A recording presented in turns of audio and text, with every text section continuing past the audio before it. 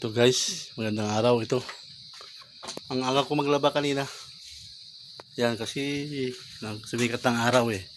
Pagkatapos ko maglaba, pumunta ko ng ilog doon. Sa likod lang ayun, mga 400 meters ang layo. Ngayon, pumunta akong ilog. Namiwas ako. Kasi sabi ko makapamiwas nga. Pero okay naman, nung nakapamiwas ako, ito ang nahuli ko. Ayan.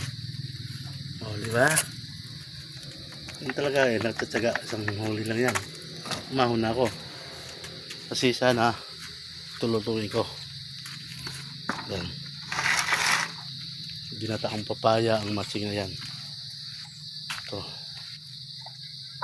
Kasi mga nawawala lang eh. Kaya mamaya ko na lang yan kakatayin. Mamayang hapunan. Kasi ito, may ulam na ako eh. Shout out nga pala. Dito sa kasama ko iba nakahuli doon. Kaya umahon na ako eh. Okay na to. May pantawid gutom na. Ito, titignan ko nga kung may manok pa rito naglilimlim. Ah, wala. Hindi pa naglilimlim oh. Marami na siyang itlog. Diyan lang po yan. Yung talagang buhay probinsya. Wala kasi yung biyahe eh. Wala tayong biyahe kaya ito. Ganun talaga ang buhay natin. Tsaga-tsaga. Diba?